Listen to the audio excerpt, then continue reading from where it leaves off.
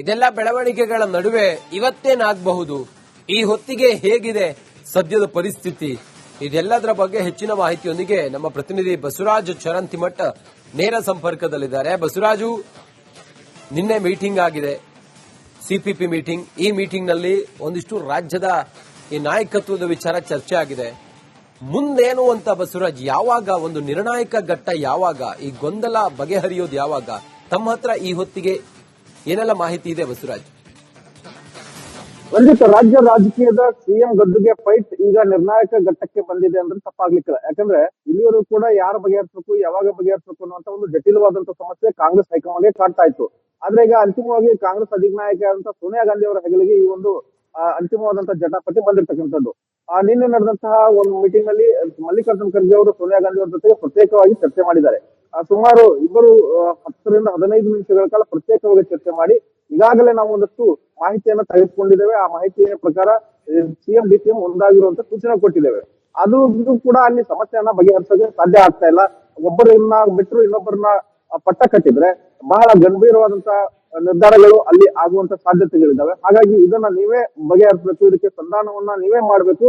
ಇದರ ಏನೆಲ್ಲ ಎದ್ದಿದೆ ಈಗ ಗೊಂದಲಗಳನ್ನ ಬಗೆಹರಿಸಬೇಕು ಅನ್ನುವಂತ ನಿಟ್ಟಿನಲ್ಲಿ ಮಲ್ಲಿಕಾರ್ಜುನ್ ಖರ್ಗೆ ಅವರು ನಿನ್ನೆ ಮನವಿ ಮಾಡಿದ್ದಾರೆ. ಆ ಮನವಿ ಅನ್ವಯ ಸೋನಿಯಾ ಗಾಂಧಿ ಅವರು ಕೂಡ ಎಲ್ಲಾ ಮಾಹಿತಿಯನ್ನು ತೆಗೆದುಕೊಂಡಿರ್ತಕ್ಕಂಥದ್ದು.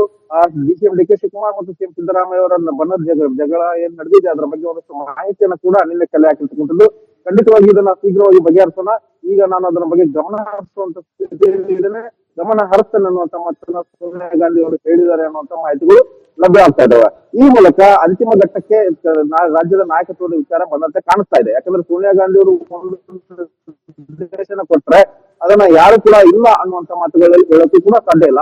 ಅಂತಿಮವಾಗಿ ಅವರು ನಿರ್ಧಾರವನ್ನು ಯಾವಾಗ ಪ್ರಕಟಿಸ್ತಾರೆ ಅನ್ನುವಂಥದ್ದು ಬಹಳ ಮುಖ್ಯ ಆಗುತ್ತೆ. ಈಗಾಗಲೇ ಸಂಸತ್ ಅಧಿವೇಶನ ಪ್ರಾರಂಭ ಆಗಿರೋದ್ರಿಂದ ಸಹಜವಾಗಿ ದೆಹಲಿಯಲ್ಲಿ ಎಲ್ಲಾ ನಾಯಕರು ಕೂಡ ಇರ್ತಾರೆ. ಹೈಕಮಾಂಡ್ ನಾಯಕರು ಇರ್ತಕ್ಕಂಥ ಸಂದರ್ಭದಲ್ಲೇ ಸಿಎಂ ಡಿಸಿಎಂಗೆ ಬುಲಾವ್ ಕೊಡುವಂತ ಸಾಧ್ಯತೆ ಇದೆ. ಆ ಬುಲಾವ್ ಕೊಟ್ಟು ಒಂದು ಸೂಚನೆ ಕೊಡುವಂತ ಸಾಧ್ಯತೆ ಇದೆ. ಹೀಗಾಗಿ ಯಾವಾಗ ಕರೀತಾರೆ ನಿನ್ನೆ ಅವರಿಗೆ ಮಾಹಿತಿ ಸಿಕ್ಕಿರೋದ್ರಿಂದ ಸೋನಿಯಾ ಗಾಂಧಿ ಅವರು ಯಾವ ಕ್ಷಣದಲ್ಲೂ ಬೇಕಾದ್ರೂ ನಿರ್ಧಾರ ಮಾಡಿ ಸಿಎಂ ಡಿಸಿಎಂಗೆ ಬುಲಾವ್ ಕೊಡಬಹುದು. ರಂಜಿತ್, ಓಕೆ, ಥ್ಯಾಂಕ್ ಯು ನಿಮ್ಮೆಲ್ಲ ಮಾಹಿತಿಗಾಗಿ.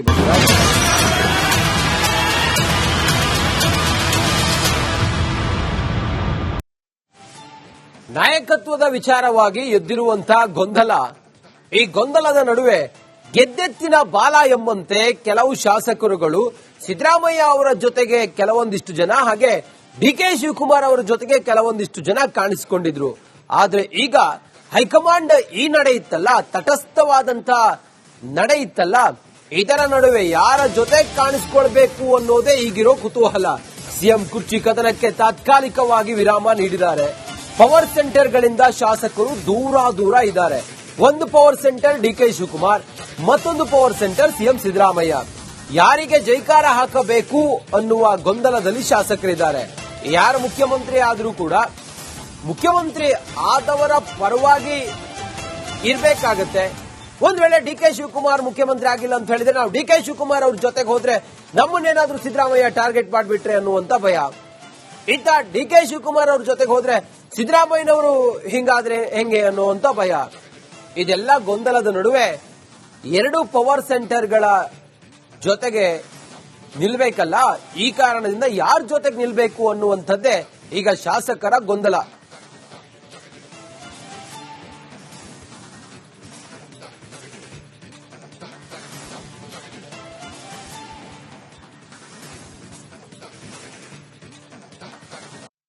ಇದೆಲ್ಲ ಬೆಳವಣಿಗೆಗಳ ನಡುವೆ ಇವತ್ತೇನಾಗಬಹುದು, ಈ ಹೊತ್ತಿಗೆ ಹೇಗಿದೆ ಸದ್ಯದ ಪರಿಸ್ಥಿತಿ, ಇದೆಲ್ಲದರ ಬಗ್ಗೆ ಹೆಚ್ಚಿನ ಮಾಹಿತಿಯೊಂದಿಗೆ ನಮ್ಮ ಪ್ರತಿನಿಧಿ ಬಸವರಾಜ್ ಚರಂತಿಮಠ ನೇರ ಸಂಪರ್ಕದಲ್ಲಿದ್ದಾರೆ. ಬಸವರಾಜು, ನಿನ್ನೆ ಮೀಟಿಂಗ್ ಆಗಿದೆ, ಸಿಪಿಪಿ ಮೀಟಿಂಗ್. ಈ ಮೀಟಿಂಗ್ನಲ್ಲಿ ಒಂದಿಷ್ಟು ರಾಜ್ಯದ ಈ ನಾಯಕತ್ವದ ವಿಚಾರ ಚರ್ಚೆ ಆಗಿದೆ.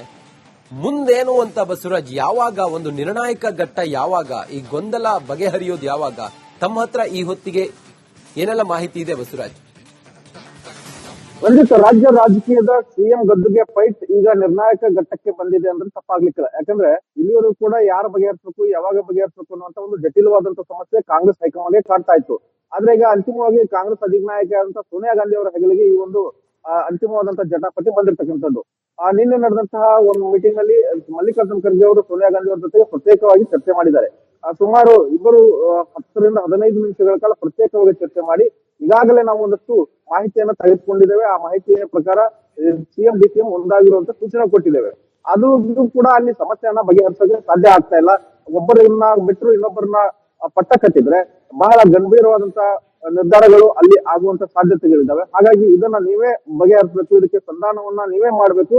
ಇದರ ಏನೆಲ್ಲ ಎದ್ದಿದೆ ಈಗ ಗೊಂದಲಗಳನ್ನ ಬಗೆಹರಿಸಬೇಕು ಅನ್ನುವಂತ ನಿಟ್ಟಿನಲ್ಲಿ ಮಲ್ಲಿಕಾರ್ಜುನ ಖರ್ಗೆ ಅವರು ನಿನ್ನೆ ಮನವಿ ಮಾಡಿದ್ದಾರೆ. ಆ ಮನವಿ ಅನ್ವಯ ಸೋನಿಯಾ ಗಾಂಧಿ ಅವರು ಕೂಡ ಎಲ್ಲಾ ಮಾಹಿತಿಯನ್ನು ತೆಗೆದುಕೊಂಡಿರ್ತಕ್ಕಂಥದ್ದು. ಸಿಎಂ ಡಿ ಕೆ ಶಿವಕುಮಾರ್ ಮತ್ತು ಸಿಎಂ ಸಿದ್ದರಾಮಯ್ಯ ಅವರ ಬಣ್ಣದ ಜಗಳ ಏನ್ ನಡೆದಿದೆ ಅದರ ಬಗ್ಗೆ ಒಂದಷ್ಟು ಮಾಹಿತಿಯನ್ನು ಕೂಡ ನಿನ್ನೆ ಕಲೆ ಹಾಕಿರ್ತಕ್ಕಂಥದ್ದು. ಖಂಡಿತವಾಗಿ ಇದನ್ನ ಶೀಘ್ರವಾಗಿ ಬಗೆಹರಿಸೋಣ. ಈಗ ನಾನು ಅದರ ಬಗ್ಗೆ ಗಮನ ಹರಿಸುವಂತ ಸ್ಥಿತಿಯಲ್ಲಿ ಇದ್ದೇನೆ, ಗಮನ ಹರಿಸ್ತೇನೆ ಅನ್ನುವಂತ ಮಾತನ್ನ ಸೋನಿಯಾ ಗಾಂಧಿ ಅವರು ಹೇಳಿದ್ದಾರೆ ಅನ್ನುವಂತ ಮಾಹಿತಿಗಳು ಲಭ್ಯ ಆಗ್ತಾ ಇದಾವೆ. ಈ ಮೂಲಕ ಅಂತಿಮ ಘಟ್ಟಕ್ಕೆ ರಾಜ್ಯದ ನಾಯಕತ್ವದ ವಿಚಾರ ಬಂದಂತೆ ಕಾಣಿಸ್ತಾ ಇದೆ. ಯಾಕಂದ್ರೆ ಸೋನಿಯಾ ಗಾಂಧಿ ಅವರು ಒಂದು ನಿರ್ದೇಶನ ಕೊಟ್ರೆ ಅದನ್ನ ಯಾರು ಕೂಡ ಇಲ್ಲ ಅನ್ನುವಂತ ಮಾತುಗಳಲ್ಲಿ ಹೇಳೋಕ್ಕೂ ಕೂಡ ಸಾಧ್ಯ ಇಲ್ಲ. ಅಂತಿಮವಾಗಿ ಅವರು ನಿರ್ಧಾರವನ್ನು ಯಾವಾಗ ಪ್ರಕಟಿಸ್ತಾರೆ ಅನ್ನುವಂಥದ್ದು ಬಹಳ ಮುಖ್ಯ ಆಗುತ್ತೆ. ಈಗಾಗಲೇ ಸಂಸತ್ ಅಧಿವೇಶನ ಪ್ರಾರಂಭ ಆಗಿರೋದ್ರಿಂದ ಸಹಜವಾಗಿ ದೆಹಲಿಯಲ್ಲಿ ಎಲ್ಲಾ ನಾಯಕರು ಕೂಡ ಇರ್ತಾರೆ. ಹೈಕಮಾಂಡ್ ನಾಯಕರು ಇರ್ತಕ್ಕಂಥ ಸಂದರ್ಭದಲ್ಲೇ ಸಿಎಂ ಡಿಸಿಎಂಗೆ ಬುಲಾವ್ ಕೊಡುವಂತ ಸಾಧ್ಯತೆ ಇದೆ. ಆ ಬುಲಾವ್ ಕೊಟ್ಟು ಒಂದು ಸೂಚನೆ ಕೊಡುವಂತ ಸಾಧ್ಯತೆ ಇದೆ. ಹೀಗಾಗಿ ಯಾವಾಗ ಕರೀತಾರೆ ನಿನ್ನೆ ಅವರಿಂದ ಮಾಹಿತಿ ಸಿಕ್ಕಿರೋದ್ರಿಂದ ಸೋನಿಯಾ ಗಾಂಧಿ ಅವರು ಯಾವ ಕ್ಷಣದಲ್ಲೂ ಬೇಕಾದ್ರೂ ನಿರ್ಧಾರ ಮಾಡಿ ಸಿಎಂ ಡಿಸಿಎಂಗೆ ಬುಲಾವ್ ಕೊಡಬಹುದು. ರಂಜಿತ್, ಓಕೆ, ಥ್ಯಾಂಕ್ ಯು ನಿಮ್ಮೆಲ್ಲ ಮಾಹಿತಿಗಾಗಿ.